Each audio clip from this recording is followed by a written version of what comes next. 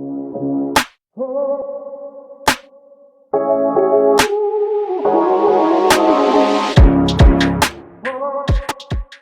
hi everyone, sorry about that fiddling. We just had a last minute addition of a short video at the end, so I had to tee up that technology.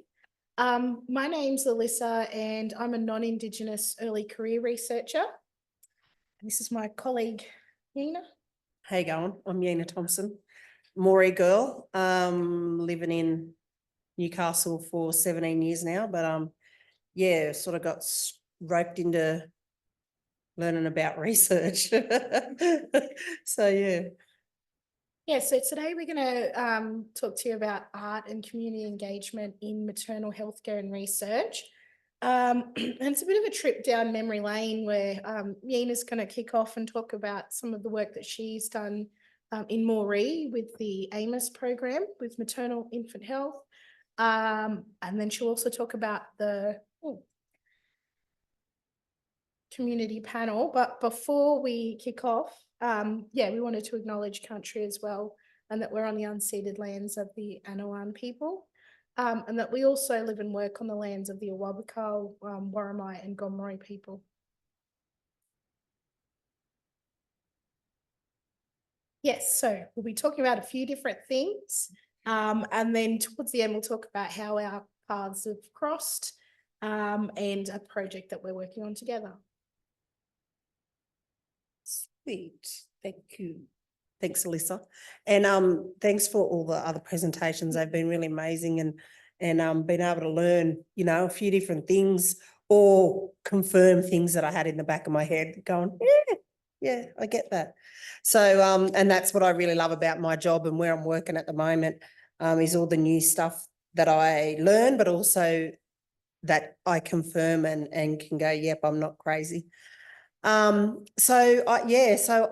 before I start, I just want to acknowledge that there may be some people in the photos that have passed away. But so I don't know if any of you fellows have been around long enough in the maternal and infant health strategy or scenes around the Hunter in New England to know about the AMIS program. And in Moree, we were lucky enough to get a Gomeroi community midwifery program there. And myself and another Aboriginal woman, Denise Raveneau, became the first health workers there. Both of us had enrolled nursing background, and we were very connected to the community.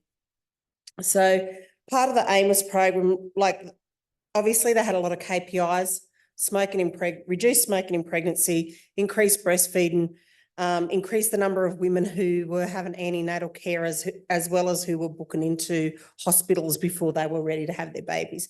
So, you know, a lot of people stressed out when Aboriginal women turn up and didn't have their bloods done. So that was a cause of much, anyways, you mightn't get the jokes. So part of that program was also having some community development money that we could used to engage Aboriginal women into these programs and learning about how to have healthy pregnancies and healthy babies. So one of the things we got an arts-based project company that had been working in Moree and were Moree people for a long time, working in Moree for a long time, and they helped us develop. We developed a young mothers group. And through that young mothers group, we came up with this, with the Moree project, which is just belly casting, right? But there are a few different elements to this belly casting. So it was a young mothers group, but we also had our older ladies in the community who were artists, established artists in our community, and they came to paint the belly cast. So it was all this, you know, sitting around, passing this knowledge on, talking about when they used to walk from the mission to the hospital to get their babies checked by the nurse, and, you know, all these different stories that they probably wouldn't have heard before, because some of these people weren't there, were their own direct, you know, matriarchal women. They were other important matriarchal women in the community. And it was very successful. We had like the KPIs that changed within those group of women and the improvements. The young girls gave up smoking. Oh, their baby, another thing was weight of babies. So over 2.5 grams. So that kilos, so those sorts of things, all the outcomes and the KPIs improved because we had this group of women sitting around talking, having education, and that's like that Winnangalli, like that listening and knowing, sharing those stories with each other. And yeah, so that was so I think art in health has been a long, it's not just something new, but we've all done it in different stages and we never really share, but we were lucky enough with the Moree program. We ended up doing an exhibition. Click over. We won a Baxter Award, which was the New South Wales Health Community Engagement Award. Oh no, sorry, go back. Okay. And I thought there was a picture, but that's all right. Sorry. Yeah, so these are just a couple of the head people who were in New South Wales Health at the time. And yeah, I guess, you can have improved outcomes in health, regardless of whether it's maternal health or whether it's mental health, by engaging people through arts-based practices and knowledge sharing and learning. So yes, that was a really great accomplishment. And we ended up sharing that across New South Wales. So all the AIMS programs, so there's like heaps of them across New South Wales. And they all started doing belly casting and having their own exhibitions in their own communities. Okay, so that was a very long time ago. So Waku Yabang. So Waku Yabang means one path in the Awabakal or Gatang language on the land that I live on Awabakal land. And we've so over the last 4 years we've been developing the University of Newcastle have developed an Aboriginal Health Research Strategy, which is being implemented right now. It's still in draft at the moment, only because there's some of the stakeholders are worried about the words, so it's all about the words. It's not actually about the meaning, it's just about the little dots and dashes. But that's a process. It's a colonial process that we have to go through to ensure that the things that we're saying through this whole document will be upheld. So Waku Yabang is a community health research panel. So for the last year and this year, so yeah, last year we started having community panel groups where researchers come and they present their research presentations to a community group. Now, in that community group, there are elders, there are traditional owners, there's academics, there's researchers, there's Aboriginal organisation CEOs or representatives of lots of different, as well as community people who have a lot of knowledge about culture or, different things that might come across our desk. At the moment, I've got about 30 or 40 people that I can choose to be on this panel for very specific presentations and projects. So, yeah, it's been working. It's been a big learning curve for lots of people, but it actually takes off the responsibility of individuals being tapped on the shoulder to approve researchers' projects for a whole community, because that's not the way we work. We work as a community. So this actual process gives lots of different diverse input into those research projects, because you've got people like me saying, oh, no, I wouldn't be doing it that way, I'll be doing this way. But then you also have the academics, or you have the people going, actually in the process, where have you done this? We have a scientist guy who, when we have genomics projects come through, he can battle with the scientist who's standing up there saying, actually, no, what about this and what about, so we have real expertise. We've thought about the integrity of this group and who they are and what they can actually bring to researchers and their projects. Bottom line, we want better health outcomes for blackfellas, and we're not compromising on that. So we do a lot of feedback. And then at the end of the day, I give them a letter. We were calling it, as we started, we were calling it a golden ticket, and we're not ethics, but we believe that going through this process helps your ethics, helps with ethics with AHMRC or whoever else, or even your local health district, because they can see that it's a rigorous process. You present an EOI to the panel gets to read it, then you come and do a presentation. There's that direct feedback, and then there's indirect feedback through this letter. There's recommendations, and then you're asked to come back to fix those recommendations, or you may come in person, or there may be, you may do it through email or some other communication. And then people go, usually when people come back and present and go, yep, this is how we fixed it, and they physically show us how they've fixed the questions that we thought weren't so good in their research projects, then we'll go, yes, that's great. And then they give me the okay, the panel give me the okay to write another letter for the researchers to say, yep, they've done their due diligence around this project. Yeah, so I'm going to stop there because I haven't talked of any of that slide. No, I feel like you covered it all. But you can read it. Yes, Yeah, great. Yeah. So our paths crossed through Yeena's work with the research strategy and the community panel. And I was super lucky to be able to present at the first panel. What was that? Over a year ago. March last year. Yeah, yeah.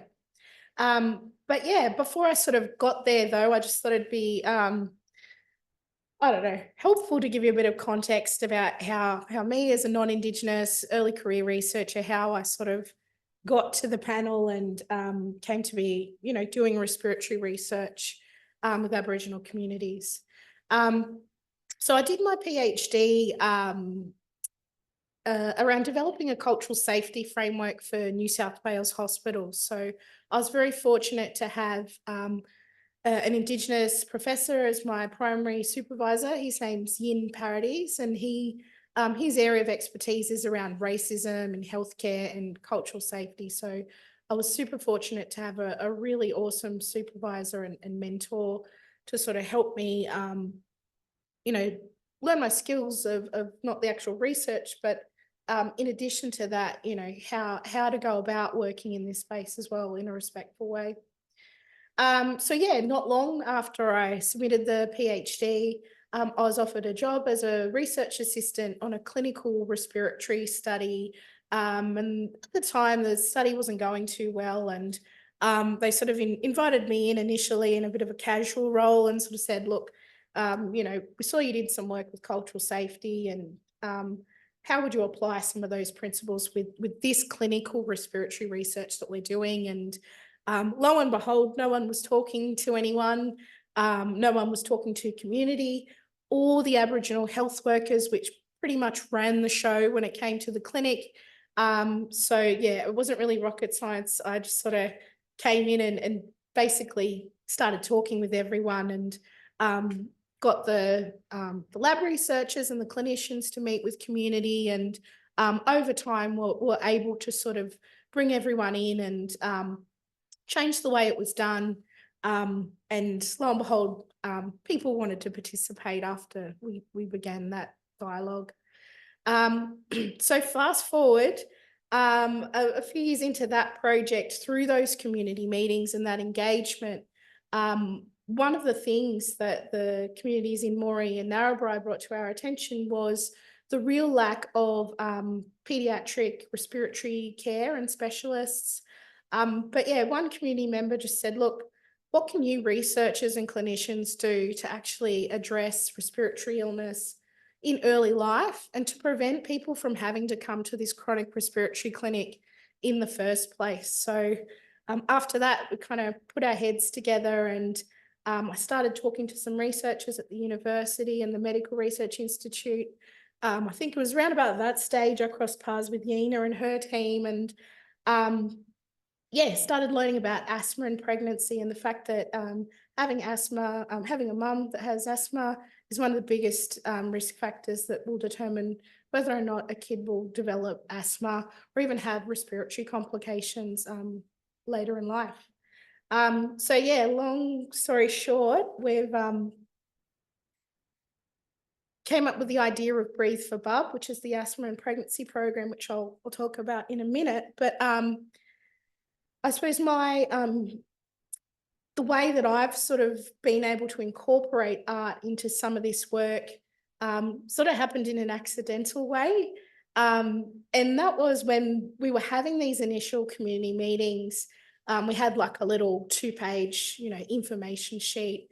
And it actually had that schematic diagram up the top, which is very, very academic, very scientific. It works well when you put it in, for grant applications and ethics and those sorts of things. But community just kind of looked at it and said, what is that? Like, that's not helpful. That doesn't explain, what you're doing. Like, you guys need to go work on your pitch, work on your 2-page document, and then come back to us, and then we'll sit down and we'll talk about it when you come back. So off we went, and we were really lucky to be able to work with a Gomeroi artist, Carissa Paglino, who does a lot of our work for our team. And she reimagined this boring diagram into the more circular diagram that we see. And it's all the same elements. It's exactly the same thing.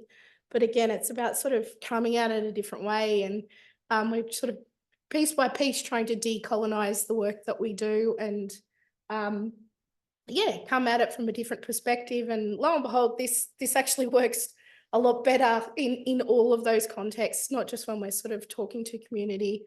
For us as a team as well, it was a lot easier to get our head around and understand what we were doing and how we were doing it. So I've since sort of worked with Carissa to conceptualize a lot of the things that we do using art. So she's a contemporary artist and graphic designer, and this is another example. So basically we invited Carissa along to a meeting and talked about our projects and our ways of working, and we said, look, you give us your take on this using your art and your tools, and we want to see what it looks like in a different format and sort of coming outside of the box. So she developed this 1-page artwork with the accompanying explainer, and it's probably a bit small, but a lot of the things that Kasani and Rakita touched on in there talks around reciprocity, two-way learning, and having the community at the center of the work that you do is sort of represented in this diagram. So yeah, Breathe for Bub came out of all of those projects. As I said before, I was able to present at the first community panel with Yeena, and at that stage, it was actually just a really rough idea. Hey, like there was no proposal, there was no team, there was no money, there was really no plan. There was just, look, I've had these conversations. This is, where I'm up to. What do you guys think? And yeah, the community panel were really generous in providing feedback, as Yeena said. There were 30-odd people there. Yeah, the it was the very was first one. Yeah. But I think that was, that was fantastic. It was a bit nerve-wracking to open the door and see that many people, but there were clinicians, there were researchers at every career stage, there were professors, there were elders. So yeah, all those important professional but also lived perspectives as well. And the feedback I got was really awesome, really detailed. One of the members, I remember, was sort of pointing me to specific articles and authors and things like that. So after that meeting, I had plenty of stuff to go and have a look at, sort out and revisit and incorporate into what became the project proposal. So it uses mixed methods, qualitative methods, but also marrying those with some quantitative and clinical methods. But the whole front end of the research, but also embedded throughout, is this process of, a dialogue with community and centering the voices of women with lived experience of asthma during pregnancy. So it's based on the literature as well, the idea that Aboriginal community-led models of maternity care, like birthing on country, produce far more positive outcomes for obvious reasons, cultural safety being one of them, but also that continuity of care as well. And we also knew from the respiratory space that Aboriginal clinicians were far better placed to provide culturally safe, clinically effective respiratory care, and that I think it was asthma plans that were provided by Aboriginal practitioners were way more effective than those provided by specialists or GPs. Again, for obvious reasons, you know, having that trust, that rapport, that communication, but also knowing the patients and the community and the context I as think well. having that direct accessibility to Aboriginal health workers, you know, who live in your community, that gives you, like, you can, if something's going wrong, you can see them in Woolies and ask Exactly. them, say, hey, that didn't work for me the other day. What am I doing wrong, or whatever? Exactly. So that relationship, that relational, you know, thing just happens. Absolutely. I can't even describe what it is. So yeah, Breathe for Bub is about a holistic co-design approach that takes into account social determinants. Racism is a huge barrier to equity of access of healthcare in this country, in these communities. So that's at the forefront of the work that we do. And yeah, basically talking to women, talking to Aboriginal practitioners about, you know, identifying some of those gaps with clinical care, but also in regards to cultural safety and access barriers as well. I think also trying to teach the clinicians about, you know, stopping some of the barriers, because they are the barrier. So, you know, teaching them better ways of doing stuff with our communities so that those barriers won't be there either. Absolutely. And that's something that's really important to our team and the way that we work, is that two-way learning. So, you know, the Aboriginal health practitioners identified a need to have more specialised respiratory training.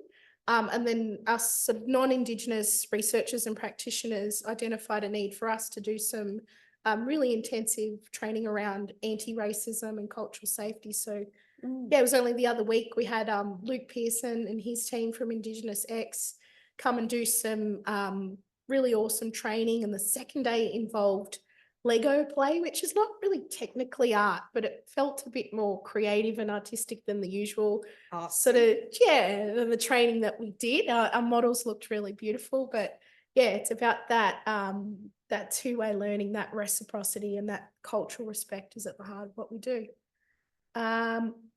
So mindful of the time.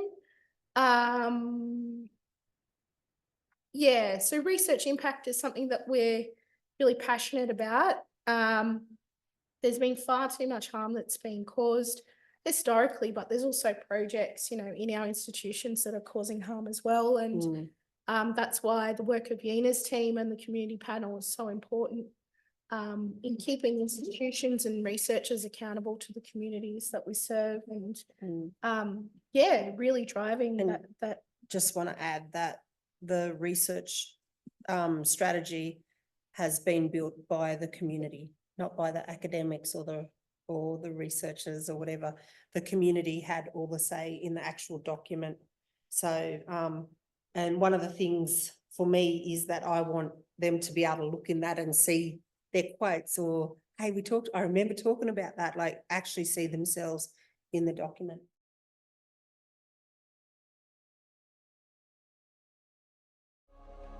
See, I can't explain it that well.